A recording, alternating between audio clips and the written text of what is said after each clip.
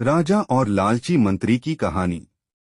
बहुत पुरानी बात है। दक्षिण भारत में एक राजा राज्य करता था। राजा का राज्य समुद्र के किनारे था। राजा को भोजन के साथ मछलियां खाने का बहुत शौक था। बिना मछलियों के राजा का भोजन अधूरा रहता था। एक बार की बात है, राजा के राज्य में बहुत तेज तूफान आया, जिसके कारण कोई भी मछुआरा मछली पकड़ने के लिए समुद्र में नहीं जा सका। उस दिन राजा को भोजन में मछलियां नहीं मिली, जिससे राजा बहुत उदास हो गया। राजा ने जब अपने मंत्रियों से इस बारे में पूछा तो उन्होंने बतलाया कि इतने तेज तूफान में समुद्र में मछली पकड़ने जाना अपनी जान पर खेलने के समान है, इसलिए कोई भी मछुआरा समुद्र नहीं जा रहा है।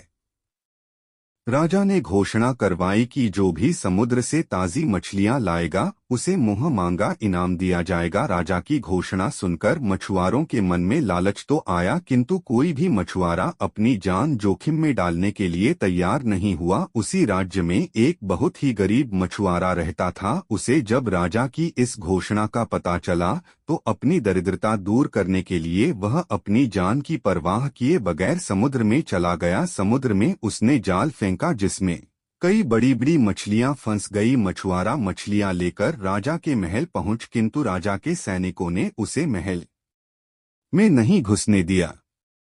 राजा के एक खास मंत्री ने मछुआरे को ताजी मछलियों के साथ देखा तो मछुआरे को अपने साथ राजा के पास ले जाने के लिए तैयार हो गया। मंत्री जानता था कि राजा मछलियां देखकर बहुत अधिक प्रसन्न होगा और इसके बदले मछुआरे को बहुत सारा धन देगा। इसलिए उसने मछुआरे के समक्ष एक शर्त रखी कि जो भी इनाम मिलेगा उसका आधा हिस्सा मंत्री अपने पास रखेगा। मछुआरा मंत्री की बात मान गया और मंत्री मछुआरे को लेकर राजा के पास पहुंचा।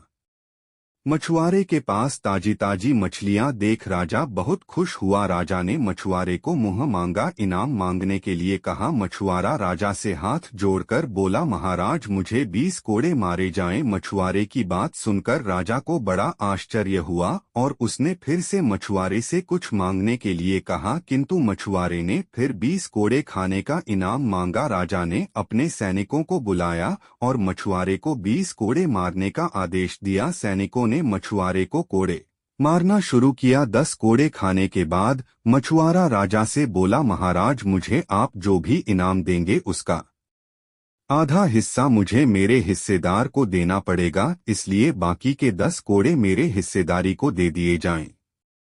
मछुआरे की बात सुनकर राजा को फिर आश्चर्य हुआ और राजा ने उसके हिस्सेदार का नाम पूछा। मछुआरा मंत्री की तरफ इशारा करते हुए बोला, महाराज यही मेरे हिस्सेदार हैं, इन्होंने ही मुझे आपके पास लाने के बदले प्राप्त इनाम का आधा हिस्सा मांगा है। राजा ने मंत्री की ओर देखा तो मंत्री ने शर्म से अपना सर झुका लिया। राजा ने आदेश दिया कि बाकी की 10 कोड़े मछुआरे के हिस्सेदार को मारे जाएं। सैनिकों ने राजा के आदेश पर मंत्री को 10 कोड़े मारे। राजा ने मंत्री को उसके लालच के कारण अपने मंत्री पद से हटकर राज्य से बाहर कर दिया और मछुआरे को बहुत सारा इनाम देकर विदा किया। शिक्षा। राजा और लालची मंत्री की कहानी से हमें शिक्षा मिलती है कि लालच में आकर कभी भी किसी को अनावश्यक रूप से परेशान नहीं करना चाहिए।